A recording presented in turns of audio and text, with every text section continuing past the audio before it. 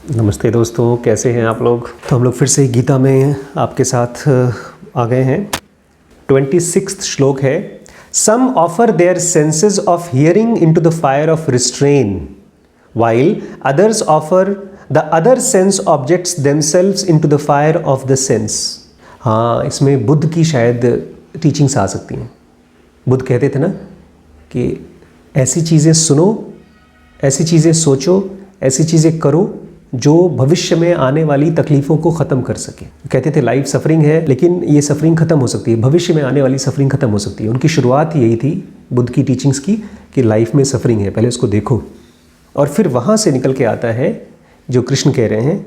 ये कुछ योगी, कुछ लोग ऐसे होते हैं जो अपने कान से हर चीज़ नहीं सुनना चाहते, उसमें रिस्ट्रेन यूज़ करते हैं, बेसिकली अपने आप को डिसिप्लिन में डालते हैं कान से। मुझे लगता है यहाँ से आया है सारे भजन कीर्तन और मंत्र और राधे राधे और राम राम, इस तरह की चीज़ें बोलते रहो, चाहे आपको पता हो चाहे ना पता हो, बोलो, क्योंकि भगवान कह रहे हैं अगर कान में अच्छी अच्छी बातें गई तो भी एनलाइटन हो जाओगे।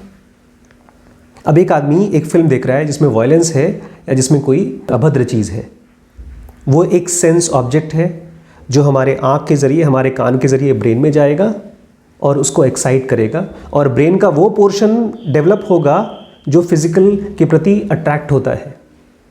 तो उसके लिए कृष्ण कह रहे हैं कुछ ऐसे लोग हैं जो खुद को झोंक देते हैं, उनको नहीं चाहिए फिज़िकल वर्ल्ड की चीज़ें जो हमको इसी फिज़िकल वर्ल्ड में फंसा के रखेंगी। मुझे लगता है ये जो हवन होता है ना, इसमें आग का एक बहुत ही ख़ास रोल है।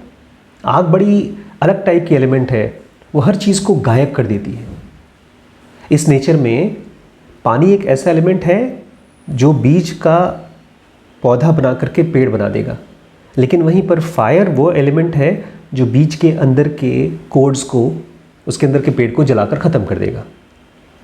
ऐसे ही हमारे भी बॉडी माइंड के अंदर में एक एलिमेंट है जो हमारे अंदर के संस्कारों को, जिसकी वजह से हम फिजिकल वर्ल्ड में बार बार पैदा हो रहे हैं, सफ़र कर रहे हैं, उसको ख़त्म कर सकता है।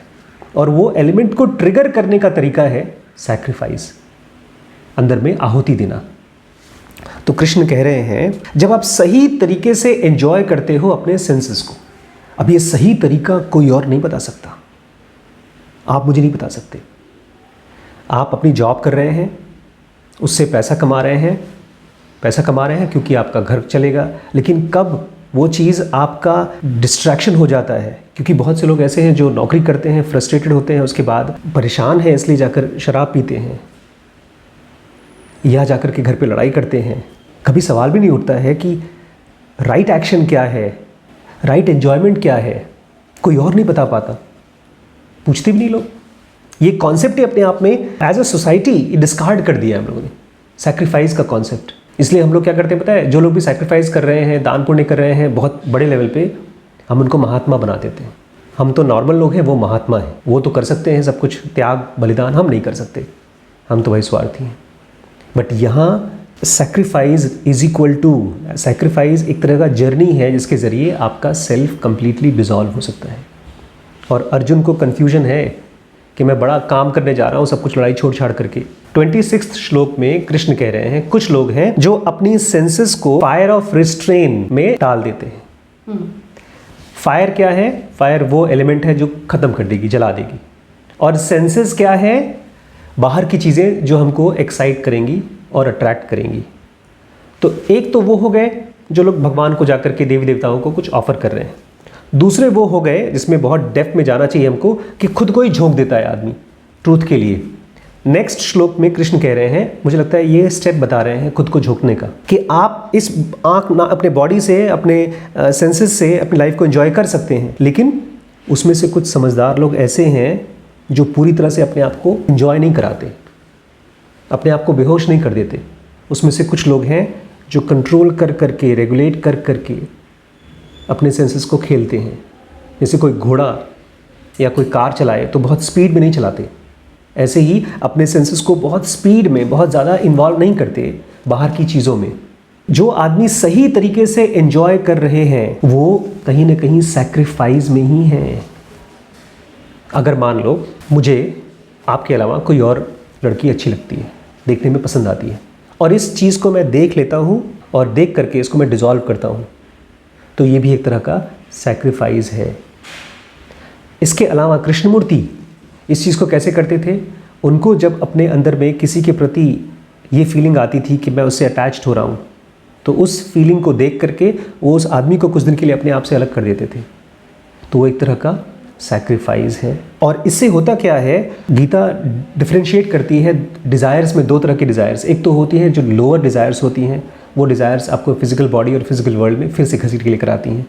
और जब आप सैक्रिफाइस करना सीख लेते हो, इनफैक्ट सैक्रिफाइस में एंजॉय करते हो, त्याग में, बलिदान में आपको एंजॉयमेंट आना शुरू हो जाता है, तब आपको हायर डायमेंशंस या हायर डिज़ायर्स या मोर पायस डिज़ायर्स आना शुरू होती हैं। तब पहली बार आपको मन करता है कि जानूँ तो सही कृष्ण का माइंड कैसा है, वो कैसे सोचता है, क्यों वो अट्रैक्ट नहीं होते, वो किस चीज़ को बोल रहे हैं, आत्मन आत्मन।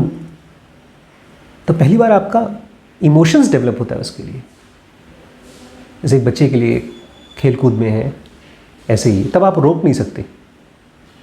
इसलिए कहा जाता है कि स्पिरिचुअलिटी का नशा सबसे गहरा नशा है। आज हमने 2 श्लोक पढ़े, जो मुझे समझ में आया वो ये कि एक तो है सैक्रिफाइस जब हम अपनी चीज़ें देते हैं या कुछ भी देते हैं अपना, और एक होता है जब कम्प्लीटली अपने आप को सरेंडर कर देते हैं, वो है अल्टीमेट सैक्रिफाइस। बट दोनों ठीक हैं। शुरुआत एटलीस्ट कोई करता है अपनी किसी भी चीज़ देने से, तो वो भी एक तरह से स्टार्ट हो गया, एटलीस्ट आप उस पाथ पे स्टार्ट हो गए।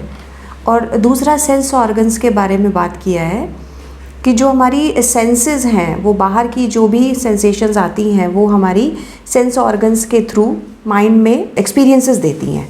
तो जब हम उनके साथ जो भी सेंसेशंस आती हैं और सेंस ऑर्गन्स के थ्रू हम उनसे आइडेंटिफाई नहीं होते पूरी तरह, एक तरह से हम उसमें भी एक तरह की तपस्या कर रहे हैं, सैक्रिफाइस कर रहे हैं, अपनी सेंस ऑर्गन्स को सैक्रिफाइस कर रहे हैं। मतलब हम लोग खाली सेंसेस के लिए नहीं जी रहे, अब एक हमने हायर पर्पस के साथ आइडेंटिफाई किया है और हम उसके लिए जी रहे हैं, बजाय कि खाली सेंस ऑर्गन्स की। बहुत अच्छा खाना लगा तो ज़्यादा खा लिया, बहुत अच्छी कोई चीज़ लगी तो सुन ली, अच्छी नहीं लगी तो नहीं सुनी।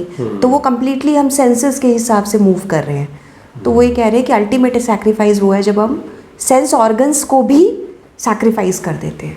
We don't live as per senses, senses के हिसाब से नहीं जी रहे। इसीलिए कृष्ण दिखाते हैं गीता में, एक दिखाने का तरीका है कि 5 घोड़े 5 सेंसेस हैं और कंट्रोल कर रहा था अर्जुन, बट फिर अर्जुन की जगह कृष्ण आ गए उसको कंट्रोल करें। Your senses should be controlled by God, not ego. Arjun कहीं ना कहीं ईगो रिप्रेजेंट करते हैं गीता में। थैंक यू दोस्तों, थैंक यू।